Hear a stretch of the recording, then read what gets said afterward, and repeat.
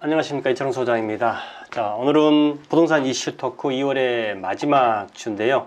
자, 수요일날 했으니까 목요일과 어제 목요일과 그 다음에 이제 오늘까지 금요일 이틀치 가지고 한번 살펴보도록 하겠습니다. 근데 광명 시흥에 7만 가구 신도시 발표가 나왔었기 때문에 어제하고 오늘은 이 관련 뉴스가 좀 많은 것 같아요. 먼저 25일자 중앙일보 기사를 한번 보도록 하겠습니다. 아시는 것처럼 광명 시흥의 7만 가구 신도시, 서울까지 20분 철도망 구축. 정말 광명 시흥 3기 신도시에서 서울까지 20분 만에 출퇴근할 수 있다고 그러면 뭐 환상이겠죠. 자, 내용을 한번 보도록 하겠습니다. 6번째 3기 신도시 최대 규모고요.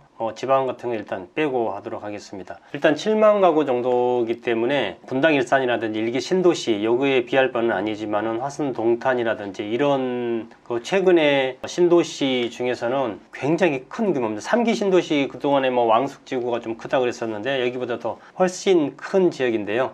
내용을 하나씩 살펴보시면은 총 7만 가구 정도입니다. 대지 면적이 1271만 제곱미터 정도가 됩니다.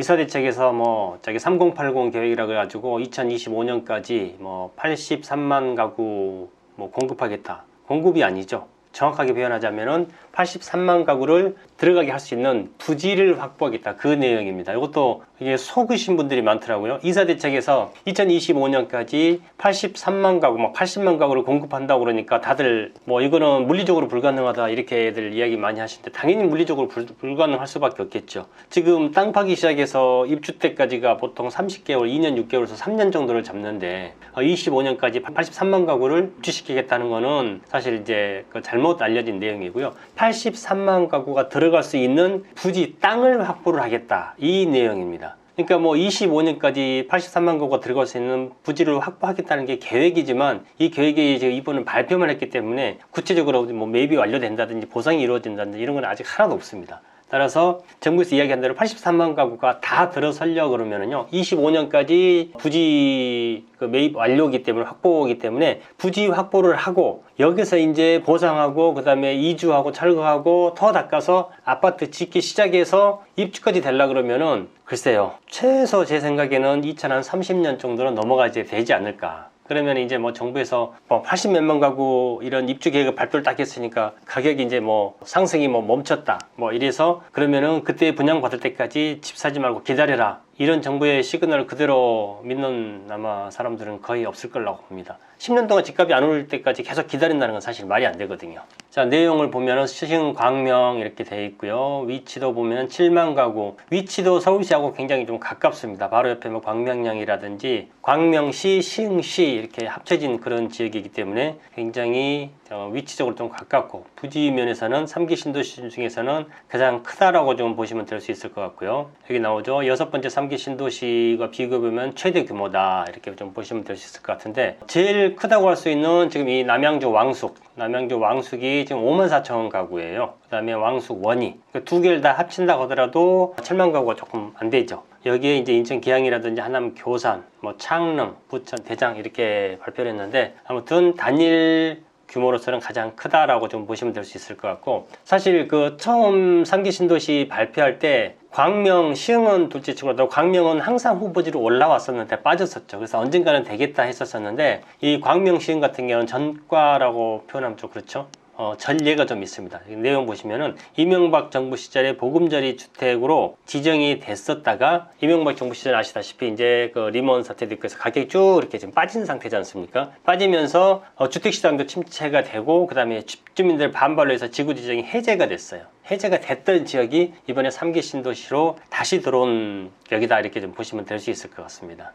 서울에서도 한 12km 정도 떨어져 있다라고 지금 보시면 될 수 있을 것 같고 여기 크기가 실제 나오네. 여의도 면적의 4.3배. 신도시 발표하면 항상 여의도 면적 기준이 되는데 여의도 면적의 4.3배 녹지 공간도 여의도 면적만 하게 만들겠다 그런 내용도 있었었고요. 동탄, 분당, 파주, 운정, 일산 고덕국제신도시에서 6번째로 크다고 그러네요. 자, 일단 신도시가 들어오면은 집만 딸랑 잘 지어놓는다 해서 신도시 기능을 다 하는 건 아닙니다. 자, 신도시를, 서울 주변에 신도시를 만드는 그 이유가 뭐죠? 서울에 과밀된 인구를 지역을 분산을 시켜야 되는데, 이 신도시로 나가는 사람들은 다 어디로 출퇴근하냐? 다 서울로 출퇴근을 하거든요. 그러니까 서울과의 접근성이 얼마나 빠르냐에 따라서 제 개인적으로는 신도시의 성패가 결정이 된다라고 보시면 될 수 있을 것 같은데, 아무리 멀리 가더라도 서울의 접근성만 빠르다 그러면은 뭐 많은 사람들이 선호를 하겠죠. 자, 아까 타이틀에 20분이라고 나오는데, 뭐 20분 만에 서울까지 이동한다 그러면은 정말 환상적입니다. 환상적인데 실제로는 최소한 2배 정도는 아마 잡아야 될 겁니다. 자, 지금 이제 워낙에 구역 자체가 크기 때문에 지금 이제 1, 2, 7호선과 함께 지금 이제 지나가는 게 신안산선, 그 다음에 이제 GTX A, B, C, 뭐 D까지 있습니다만은 B 노선 이렇게 동서 구간이 있지 않습니까? 이 B 노선이 당연히 이제 여기를 아마 거쳐가게 될 것 같고요. 그 다음에 이제 뭐 제2 경인선이라든지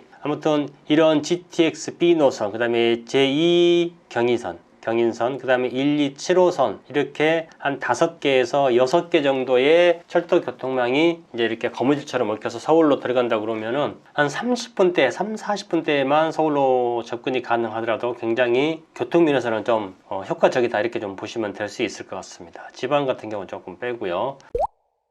토지 보상하고 교통 문제가 핵심입니다. 아까 이사대책에서 83만 가구의 주택 후보지 부지를 2025년까지 확보를 하겠다라고 했는데, 가장 중요한 게 사실 토지 보상이 빨리 된다 그러면 25년까지 가능하겠죠. 근데 뭐 요즘 아시다시피 재건축이 아니고 이런 택지를 수용하는데, 과연 수용당하는 사람 입장에서 시세 보상이라고 하는 그 기준이, 보상을 해주는 쪽과 보상을 받는 쪽에 이 기준이 서로 맞을지, 그거는 의문입니다. 세상 모든 이치가 그렇지 않습니까? 컵에 물이 반이 있으면은 반이나 있다고 하시는 분이 있는 반면에 반밖에 없다고 또 이야기를 하는 사람들이 있기 때문에, 똑같은 사안을 가지고도 보는 관점은 정반대가 될 수가 있다. 따라서 토지 보상 문제가 빨리 진행이 된다 그러면 2025년까지 부지 뭐 확보가 용이하게 이루어지겠지만, 여기서 또 반대하고 또 뭐 시위하고 뭐 하고 하다 보면은 뭐 소송 들어오고 하면 아마 또 늦을 것 같아요. 그럼 25년이 한 2, 3년 늦어진다 그러면 27, 8년 27, 8년에 토지 보상 시작해서 터닫고 아파트 짓기 시작하면, 아까 제가 2030년이라고 말씀드렸는데 30년이 훌쩍 더 아마 지나갈 겁니다. 토지 보상 3기 신도시만 해도 10조 규모, 예전에 그 보금자리로 됐을 때보다 한 2조 가량 더 지금 오른 가격인데, 그 사이에 이제 땅 가격이 그만큼 많이 올랐겠죠. 그래서 이렇게 2조 정도 토지 가격이 올랐는데, 이 오른 가격을 그대로 보상해 준다고 했을 때 이 보상의 기준이 토지주들하고 정부에서 제시하는 가격대 과연 맞을까, 이게 가장 쟁점이라고 할 수가 있겠습니다. 토지 보상 문제하고요. 그 다음에 또 보시면은 이렇게 이제 교통 문제 다시 나오네. 신도시는 서울에서 최대한 가까우면 가까울수록 좋지만은, 차를 가지고 서울로 진입할 때 뭐 기본 1시간 이상 수도권에서 걸립니다만, 이제 철도를 이용했을 경우에 서울까지 30분 안에 출퇴근이 가능하다 그러면은 뭐 굉장하죠. 같은 서울권에서도 강남이나 강북, 강서나 강동 쪽에서 강남으로 출퇴근했을 경우 차를 가지고 다니면은 뭐 1시간 반씩 뭐 우습게 걸리는데, 지하철은 좀 덜합니다만은, 신도시가 됐을 때 이 지금 그 교통망이 얼마나 빨리 닦아지고 하느냐에 따라서 신도시의 성패가 가름이 된다, 이렇게 좀 보시면 될 수 있을 것 같습니다. 10조 원 정도 추산이 된다고 그러니까, 보통 3기 신도시 하나 하면은 토지 보상금으로 풀리는 금액이 한 30조에서 40조 정도. 근데 희한하게 부동산 집 가격을 잡으려고 하는 정부마다 의외로 토지 보상금은 가장 더 많이 풀리는 그런 지금 상황이 계속 맞닥뜨리고 있습니다. 예전에 노무현 정부 때도 굉장히 수십조 원의 토지 보상금이 풀리면서, 이 토지에서 나온 이 보상금이 다시 또 이제 주택시장으로 들어가면서 부동산 가격을 상승시키는 그런 그 시너지 효과라고 볼까요? 시너지 효과라기보다도 계속해서 그렇게 이제 연계되는 그런 효과를 보였었는데, 이 지금 3기 신도시, 지금 이 시흥 광명 이 지역의 토지 보상금만 해도 벌써 10조가 된다고 그러니까, 전체적으로 한다 그러면 굉장히 많은 금액의 또 토지 보상금이 이제 앞으로 2020 몇 년대까지, 지금부터 이제 보상이 되고 있으니까 향후 한 1, 2년, 2, 3년까지 계속해서 들려 나오겠죠. 자, 이 교통 문제 1, 2, 7호선, 신안산선, 제2 경인선, GTX B 6개 노선이 광명시흥과 연결이 된다. 이렇게 되면은 교통 면에서는 조금 뭐 원활하게 되지 않을까. 그 다음에 정부에서 이야기한 대로 여의도 20분, 서울역 25분, 강남역 45분 이렇게 하면 된다 그러면은 뭐 얼마나 좋겠습니까? 근데 실제적으로 출퇴근하다 보면은 굉장히 시간이 좀 많이 걸리겠죠. 자, 정리를 한번 할까요? 지금 이제 이사 대책 발표하면서 정부에서 이제 뭐 그런 이야기들도 많습니다. 이제 정권 말기가 다가오니까 각종 정책 내놓다가 이제 안 되니까 그래 결국에는 이제 공급 카드 아니냐 해서 83만 가구 이렇게 뻥 띄어놨는데, 첫 번째 제가 말씀드릴 거는 83만 가구 2025년까지 공급되는 건 절대 아닙니다. 절대 아니기 때문에 그들은 믿으시면 안 되는 거고, 83만 가구가 공급이 다 되려 그러면은 기본적으로 최소 10년 이상은 잡아야 된다.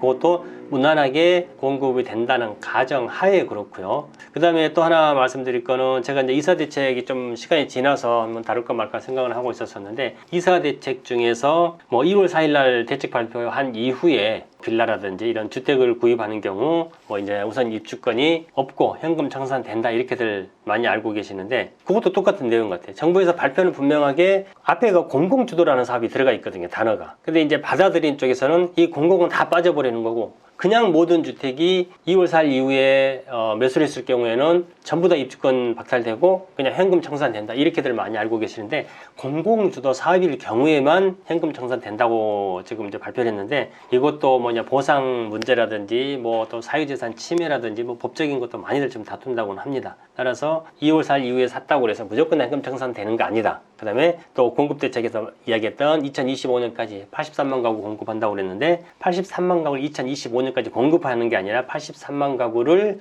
입주시킬 부지를 확보하는 게 2025년까지다. 따라서 2025년까지 부지가 완벽하게 확보가 된다고 하더라도 83만 가구가 들어오려 그러면은 최소 2030년까지 넘어가야 된다. 따라서 내 집 마련을 하실 분들 같은 경우에 언제가 될지 모르겠지만은 뭐 지금 2030년을 찐다고 치면 거의 한 9년, 10년 정도 남았지 않습니까? 10년 동안 글쎄요, 집을 안 사고 기다렸다가 그때 가서 뭐 분양을 받겠다 이러실 분은 현실적으로 좀 안 계시겠죠. 그런 내용들 좀 생각을 잘 한번 생각을 한번 해보셨다가, 제가 항상 드리는 말씀입니다만은 내 집 마련 시기는 대출을 받든지 전세를 끼든지, 무주택자인 분들 같은 경우는 빠르면 빠를수록 좋다. 따라서 오늘의 최고 가격이 미래에는 최저 가격이 될 수도 있다 라고 말씀드리면서, 자, 오늘 내용은 이상 마치고요. 또 다음 주에 또 이슈가 조금 될 만한 그런 부동산 소식들로 다시 찾아뵙도록 하겠습니다. 지금까지 시청해 주셔서 감사합니다.